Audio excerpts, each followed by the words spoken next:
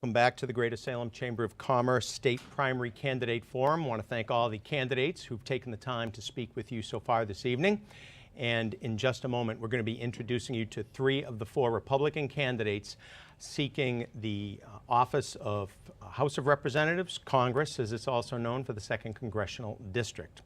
Should point out, as Chris Goodnow has reminded me, we are inundating you with Republican candidates because that's where the contested primaries are. September 9th is a very critical day. It is primary day here in New Hampshire. And once again, at the end of our broadcast, I'll introduce you to the polling places in Salem. But whoever's going to be on that ballot in November is going to be the one who comes out of the primary election on September 9th. So it's extremely important that everyone get out to vote. And we're very pleased at the Chamber of Commerce to introduce you to these candidates.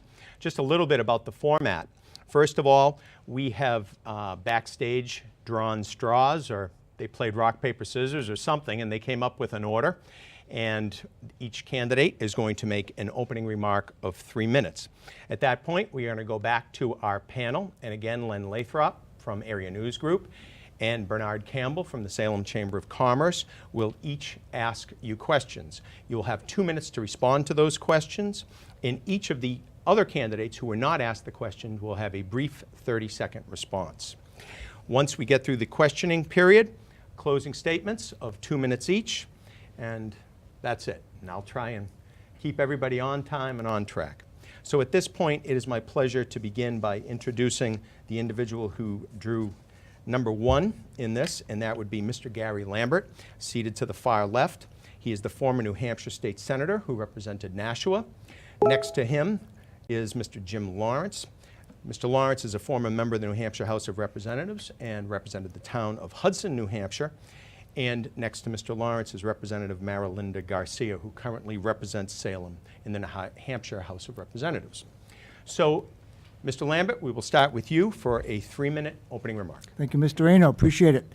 My name is Gary Lambert. I am running for Congress as a constitutional conservative because I want to continue to serve my country and defend the Constitution, as I have for over 35 years serving in uniform as a U.S. Marine.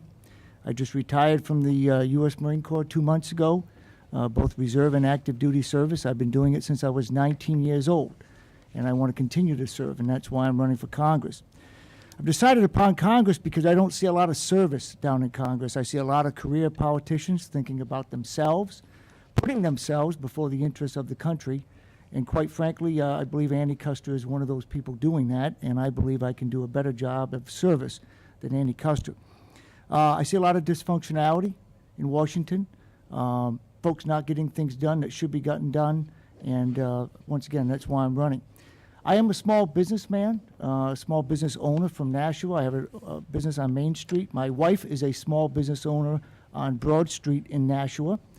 I wasn't always that, though. I used to work in McDonald's for minimum wage. I used to work in a meat market when I was 14. I worked in a textile mill, all to get through college, to pay for college.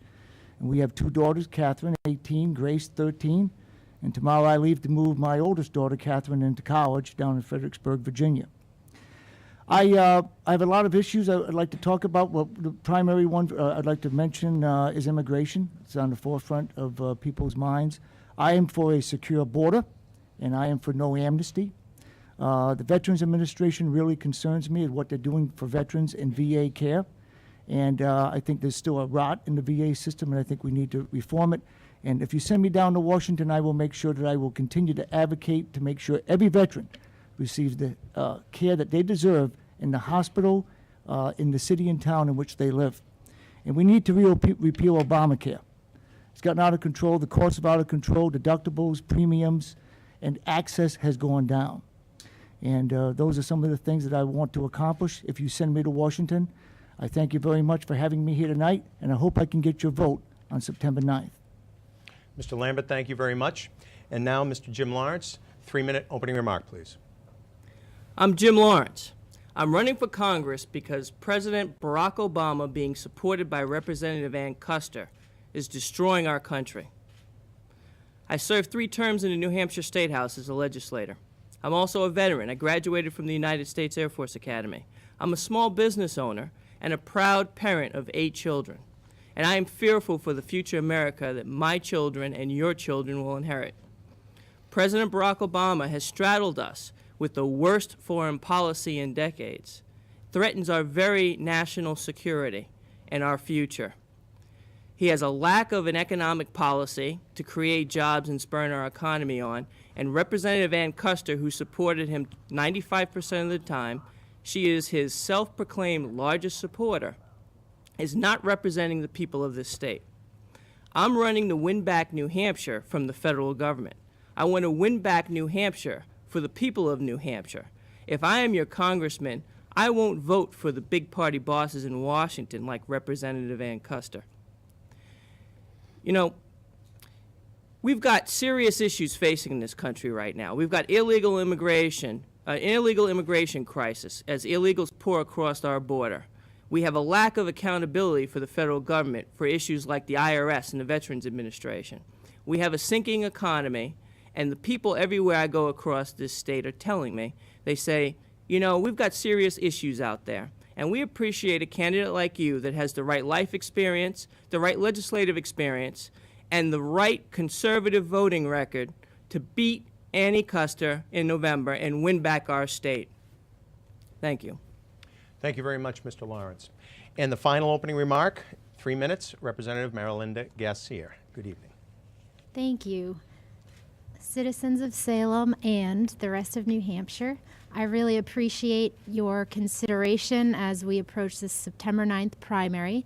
I've been honored to be elected to 4 terms in the State House here in New Hampshire.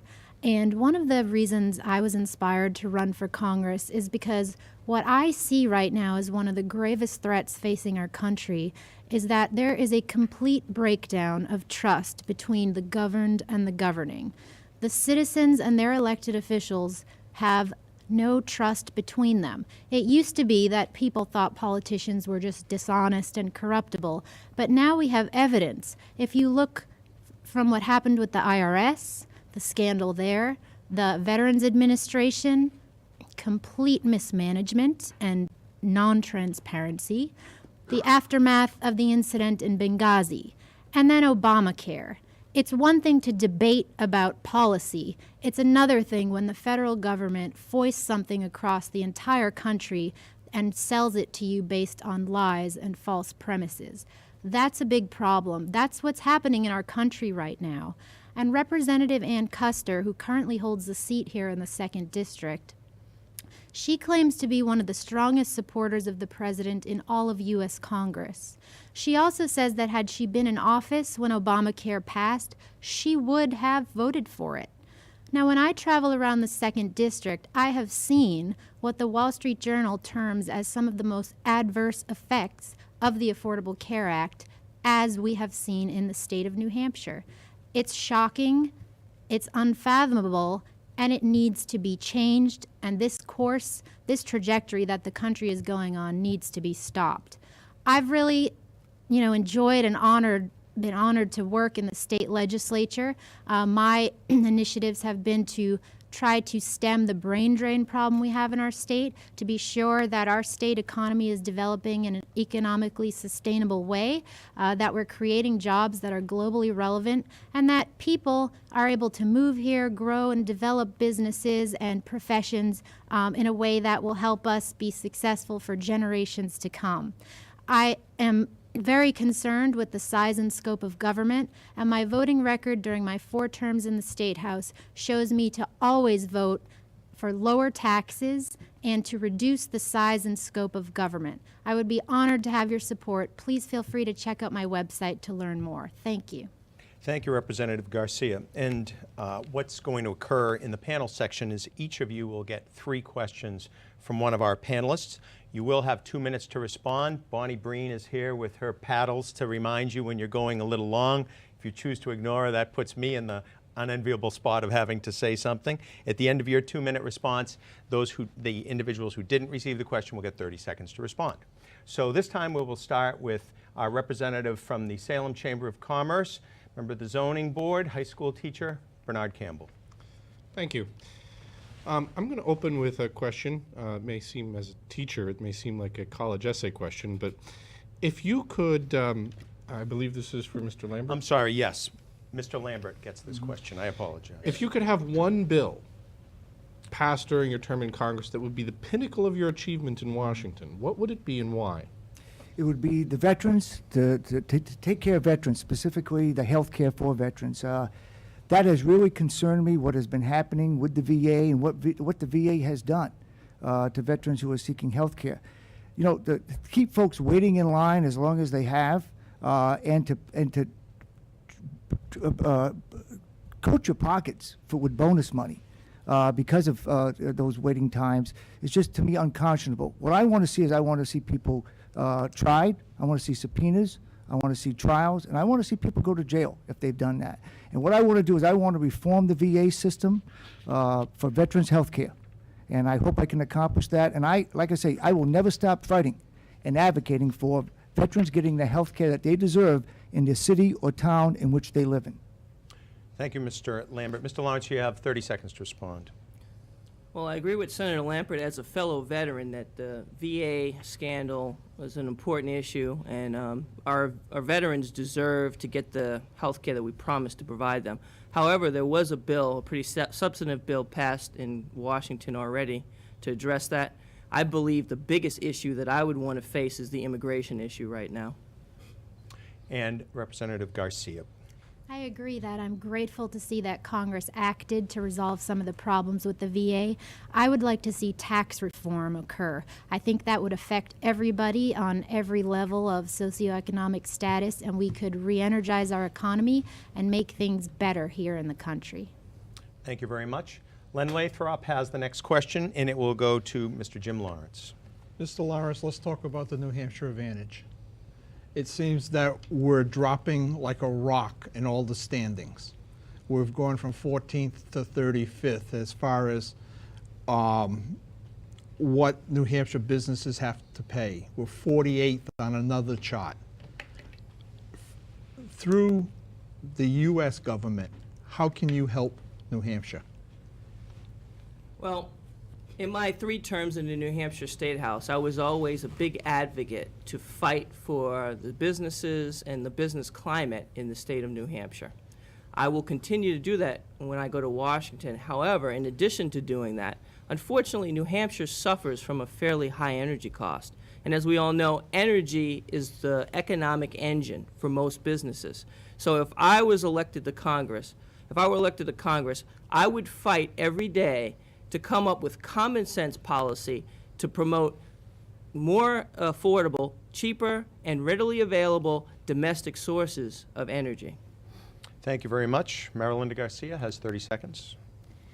When I go across the 2nd District in the state in general, I see that everybody in every walk of life and industry is just concerned about government overreach. So one thing I could do as a U.S. congressperson representing the state is being sure that I'm voting to reduce the power in D.C. so that people here in New Hampshire have more choices that they can make, be they individuals, families, or communities, or the state.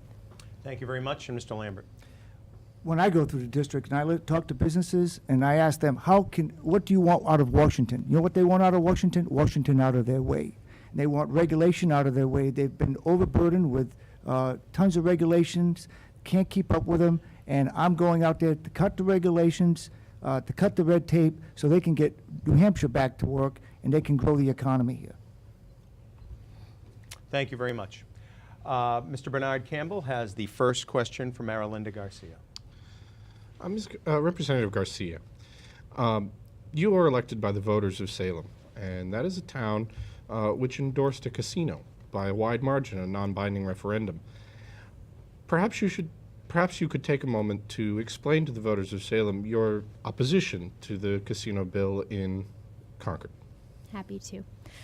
During every campaign, I stated publicly when I spoke to voters and citizens, as well as on my website, that I was inclined to be opposed to the expansion of video slots in the state and against establishing a monopoly in the state when it comes to casino gaming. I'm not interested in turning our state into a money-making machine for Las Vegas more than expanding the economy here in the state. That being said, when I was appointed to the special committee to look into at least one iteration of this legislation, which I've consistently voted against because I think it's a bad deal for the state and the town. I always did my homework. I communicated with every constituent that approached me on the subject. And at the end of the day, I decided that there were too many false promises. There were too many potential social costs. It was bad to establish a monopoly. And that at the end of the day, I couldn't betray the trust of the voters that had elected me, knowing that I said I was opposed to this. So in my view, I don't make campaign promises and run races just to get elected. But seeing as I was elected 4 times with the knowledge that I was opposed to the casino, I'm happy I didn't betray the trust of those that supported me, and I would do the same if elected to U.S. Congress. You know that what I say when I run for office is what I'll do when I'm in office. Mr. Lambert, you have 30 seconds to respond. Thank you very much. I'm a constitutional conservative, so I believe that localities should determine their destiny when it comes to these things. And the voters of Salem have spoken. They've spoken loud and clear. Over 80% on a referendum ballot wanted expanded gaming here in Rockingham Park. And all you got to do is drive by Rockingham Park and see why. So the folks, to me, it's a jobs issue. It's 3,000 jobs. And it would rev up the economy here, would create jobs for the town of Salem, and consequently, that's why I believe in local control in Salem determining their destiny. Thank you. Jim Lawrence, 30 seconds to respond to that question, please. When I first ran for the New Hampshire State House, I ran on a campaign that was the goal was to get government out of our business as much as possible. This congressional race is going to be no different for me.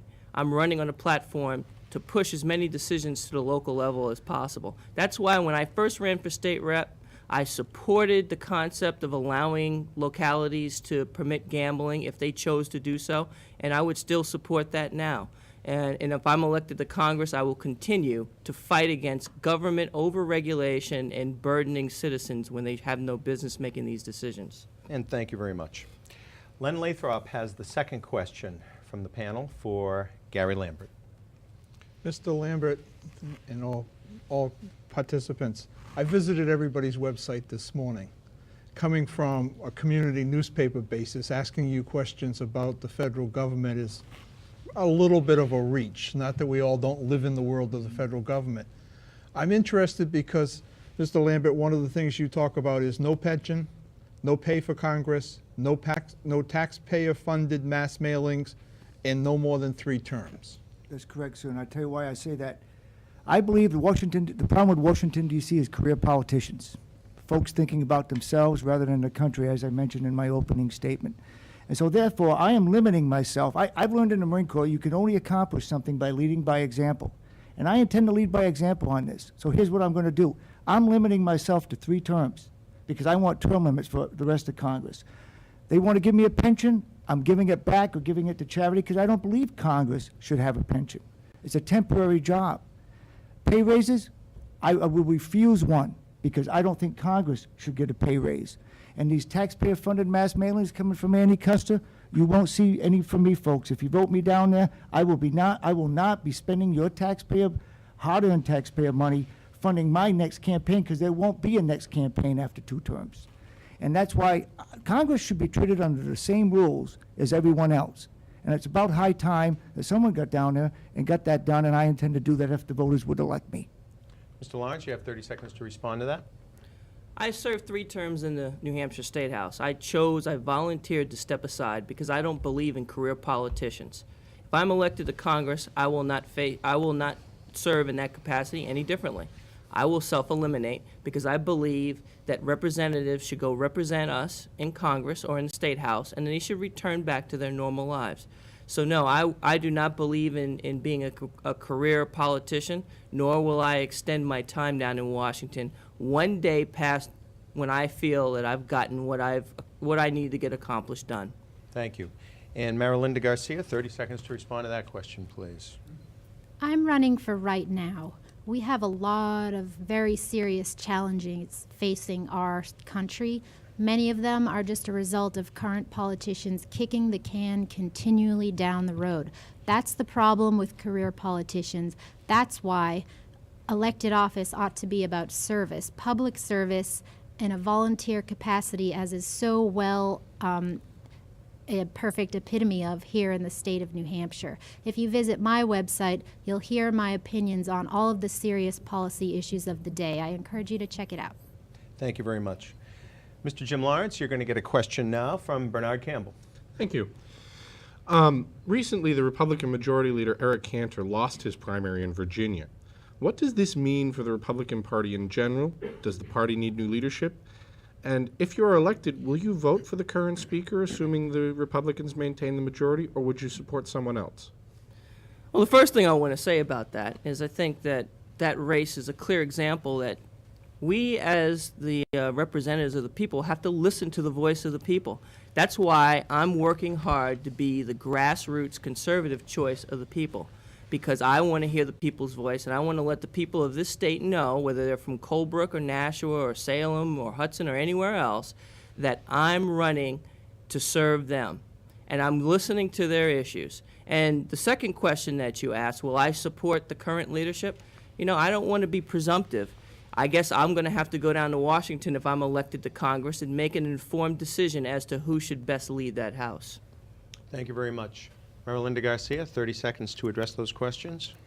If the Republicans have the majority in the House, I guess we'll see who's running if I'm honored to be elected to that, but I can tell you that I certainly won't be voting for Nancy Pelosi. And Mr. Gary Lambert. I'm focused on my race here in New Hampshire, and I'm focused against running against Ann Custer. And that's my goal. And then if the voters were to elect me as their next congressman, I look forward to seeing the wide variety of folks that will be down there, that will be new representatives, old representatives, and make a decision at that time. Thank you very much. Len Lathrop, the publisher of Area News Group, which includes the Salem Patriot, has a question from Marilynda Garcia. Marilynda, recent Democratic propaganda, for lack of better definition, has said pretty much, if you read between the lines, that you don't support women's rights and women's issues. As the only woman on the panel, I'd like to start with you to tell us where you stand on equal pay, paycheck fairness, the Hobby Lobby, and even women's health services, all that have been issues within the last month. Sure. As during this run for Congress, as each of those issues have come up, I have authored op-eds, I've made public statements, and without running through the litany of all of them, I am very proud of the impact that women are having in this country, in every industry and in elected office. I think it's a ridiculous ploy that has to stop when the Democrats accuse not only men, but also women like myself of being in some bizarre war on women that makes no sense, when women, including myself, are out there competing in different fields, be it in business, be it in politics. We're making an impact, we're letting our voices be heard, and I'm not going to allow that to continue from the Democrats. It's hyperbole. Gary Lambert. Well, in 30 seconds, I believe in fair pay, equal pay for equal work. I'm surrounded by women at my house. My wife is a successful small business owner. I want her to succeed. She makes a lot more money than I do doing what she does. I want my two daughters, I don't have any sons, to succeed. My father dropped dead when I was 18 years old. My mother was the only parent I had. I wanted her to succeed. She didn't even have a high school education. And so I am for equal pay, for equal work, and will continuously stress that and advocate for that. Thank you very much. Mr. Jim Lawrence, to that, please. Well, I think I got you beat, Gary. I actually have 4 daughters in my house. But, yeah, I mean, I'm a father of 4 daughters. I'm a husband of a wife. And I want to represent the interests of all the people of New Hampshire, regardless of sex. So I think it's preposterous. It's ridiculous to make the argument that any of us are not going to support the rights or the interests of any group. It's just not a logical argument, and obviously based on my actions and based on my love for my family and for the love of my business and my state and my country, I would never think about doing anything but. Thank you very much. Before we go to the last round of questions, just a reminder to everyone at home that you are hearing from 3 of the candidates, the Republican candidates for Congress in the 2nd Congressional District. And we are going to go through the last round of questions, and Bernard Campbell has the final panelist question for Gary Lambert. Thank you. In regards to the current situation in the Middle East as it continues to deteriorate, would you be willing to vote for an authorization of an increased U.S. military role to support the Iraqi government that we helped to create? And what other humanitarian crisis situations, for example, like the Boko Haram kidnappings in Nigeria or the Syrian civil war, deserve our attention in terms of our military involvement? What level of what level should the U.S. have of involvement in those? Well, I have a lot of experience with the Middle East. I spent a tour in Iraq in 2004. Served in combat in Iraq, so I understand Iraq. I also have a master's degree in strategic studies as I mentioned, my 35 years of service. Here's my guiding principle on that question. There are only 2 times I believe that the U.S. should get involved in international affairs such as in Iraq, and that's if the lives of Americans are at stake or the national security interests of the United States are at stake. So I would base any decision and any scenario on those 2 facts. Unfortunately, the president has left us with very few options in Iraq and other places in the world due to a failed leadership, a failed strategy, if you won't even call it a strategy. So those are my guiding principles, and I will make all my decisions based upon those 2 prongs. Thank you. Mr. Lawrence. You know, as a veteran and a graduate of the United States Air Force Academy, it's sad to say, but I can honestly say that a first-year cadet at the Air Force Academy knows that you don't telegraph your exit strategy or your schedule to your enemy.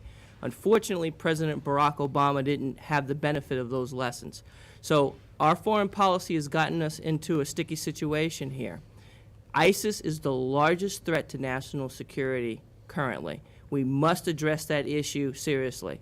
I would not support boots on the ground, but I would authorize continued military action in order to hold ISIS at bay. Representative Garcia, to that point, please. I believe that the administration's choices about the way they've conducted things in Iraq the last years have led to the destabilized situation we see right now and the rise of ISIS. I am concerned the president didn't take the threat seriously back when asked about it a year ago. I think we made the absolute right decision with the airstrikes and the humanitarian aid to those being slaughtered, frankly, by ISIS, and I think that it is absolutely imperative, as many experts and retired generals have said, that we be sure that ISIS not be allowed to continue. Thank you very much. I've been waiting for this. The representative from Hudson, the newspaper publisher from Hudson. So Len Lathrop has the question for Jim Lawrence. Well, let's talk about Hudson. You're on Salem TV, you know that. I know that. Peter, I can look on my card what paper I'm representing today. But we have a big issue in Hudson this morning that maybe Salem hasn't seen.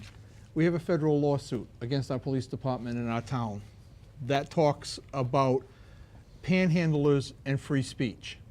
And it was the bottom question on my list, and I wasn't sure how I was going to pose it, but Peter opened the door. Tell us about the law that, as you get into Congress and the rights of people, give us your thoughts on freedom of speech. Well, the first thing I want to say is that I am a strict constitutionalist. I believe that the Constitution is the highest law in the land, and that if it's a right that's protected in the Constitution, there's no question. That's true for any provision in the Constitution. Now, that being said, I'm going to make a comment on the federal government interfering at the state level with states trying to protect themselves and defend their interests. This is not the first time we've had interference from the federal government. The first time I remember was on an immigration issue where our chief of police in Hudson was detaining illegal immigrants simply for the fact that they may have been involved in an infraction of the law, and they identified them as an illegal immigrant. This kind of intervention from the federal government on a local level has to stop. And if I were elected to Washington, I would fight to get Washington, D.C. out of the business of telling local states and local municipalities how to conduct their business and how to enforce their laws. Representative Garcia, you have 30 seconds to respond to that question. I'm not quite aware of that situation in Hudson, but when it comes to freedom of speech and states' rights, I'm a huge supporter of the 10th Amendment. And as you mentioned, the Hobby Lobby decision, clearly freedom of speech is an issue that comes up a lot these days as well. The fact is our federal government is adversarial to states' rights and some of our basic constitutional rights in some instances. So I will always vote and be an advocate for those rights. Thank you. And Mr. Lambert to that, As I please. mentioned, I'm a constitutional conservative, so I believe in freedom, I believe in liberty, and I believe in what the Constitution and folks being able to live and live with the amendments in the Constitution. Here's how I feel about all that. Real simply, government's got to stay out of that business, okay? The localities can handle it better than the state can do it better than the federal government, so I intend to stay out as part of the federal government. Thank you. And final panelist question for Representative Marilinda Garcia will come from Bernard Campbell. Yes, thank you. I asked this when we had Mr. Hemingway in for the gubernatorial portion of the evening. We're all aware of the 11th commandment of politics, thou shalt not speak ill of a fellow party member, but please, and this is for all of you as well, how do you differ from your opponent, and why should the voters choose you over the others? I have been running my campaign focused on issues, focused on spreading what I've adopted as my motto, which is opportunity for all. I believe that this federal administration has continually been trying to mandate equality of outcome. They divide us by demographic, by race, by gender, by socioeconomic status, and want to make us all the same by redistributing whatever various means of success we may have accomplished as individuals, as families, as communities. I would love to be an advocate and a vote to support equality of opportunity. That is what's made our country the exceptional one it is today, and that has been the focus of my campaign, and I'm happy to talk about issues at any point. I've been doing so. I love engaging with people across the district, and I invite, again, anyone to call me, email me, or check out my website, and I'd love to meet you personally as well. Thank you. Mr. Lambert? Thank you very much. I've served my country for 35 years. It's been a long time. It's all I've been doing all my whole life. That's what I want to continue to do. That's why I'm running for Congress. I wouldn't be running for Congress if I was still in the Marine Corps, so I've retired. As far as difference, I mean, when I served at the State House, I served one term as a state senator. I have a 100% roll call voting record. I'm strong on immigration. I don't believe in any amnesty, and I believe in border security. And Mr. Lawrence? Well, as I said in the beginning of the debate, as I travel all over this state, I'm hearing the people say that they appreciate the fact that I'm the candidate in this race that has the life experience and the legislative experience and the conservative voting record to defeat Representative Ann Custer. They appreciate the fact that I'm a candidate who's had the ability to serve in the military, form a small business, make educational choices for my children, own my own home, pay property taxes, and struggle with the same issues that the citizens of this state deal with day in and day out. Thank you very much. And thank you to the panelists for those questions. So at this point, it's time for closing statements. You'll each get 2 minutes, and we will begin with Gary Lambert. Thank you very much. And thank you to the voters for watching tonight. I ask you for your vote tonight. And I'm asking for your vote because I want to continue to serve my country, defend the Constitution as I have for over 35 years. You've heard some discussions about our life experiences here tonight. I am a small business owner. My wife is a small business owner. What didn't come out is, I'm a moderator in my church. My church elected me to be the highest officer in the church. My wife, we're very active in nonprofits. My wife just ran a capital campaign for the soup kitchen. What we've imparted to our 2 daughters, Catherine and Grace, is life is about service. Service is giving back. My parents were not this fortunate. They grew up without running water. They moved us up into the middle class. And I want to continue to take the service that they imparted in me and bring it down to Washington and make sure that I can show folks like my daughters that's what this country is about, putting your country before yourself, and therefore the country will be on a better path, and we can get something done in Washington rather than kicking the can down the road and doing a lot of dysfunctional things with a lot of dysfunctional people. So again, I thank you for considering me. I ask for your vote on September 9th in the primary, and I do ask for your vote in November in the general election against Andy Custer. That is Mr. Gary Lambert, former New Hampshire State Senator from Nashua. Closing remark from Mr. Jim Lawrence. I'm running for Congress because President Barack Obama, supported by Representative Ann Custer, is destroying our country. I have 8 children. I'm very fearful for their future. And as I said earlier, everywhere I go in this state, the people of New Hampshire, in the coffee shops all across the state, are communicating to me that they feel that a candidate like myself that has both the real life experience, plus the legislative experience, and the most conservative voting record in this race is the right candidate to defeat Representative Ann Custer. Because of these reasons, and because of my strong desire to end our lack of options for education, our lack of options for health care, the strangling federal overregulation of small businesses, like the small business that I started, creating new jobs in this state for the past 15 years. Because of all those issues that we need to correct, I feel I'm the right candidate to win back New Hampshire from the federal government. And with your support, I will be able to defeat Representative Ann Custer in November and defeat the failed policies of the President Barack Obama, and return our state from the federal government and win back New Hampshire for the people of New Hampshire. Thank you very much. That is Mr. Jim Lawrence, former member of the New Hampshire House of Representatives from Hudson, New Hampshire. Finally, closing remarks from Representative Garcia. Thank you. Thank you so much to all the viewers and the residents of Salem. You have elected me to serve you in Concord for 4 terms.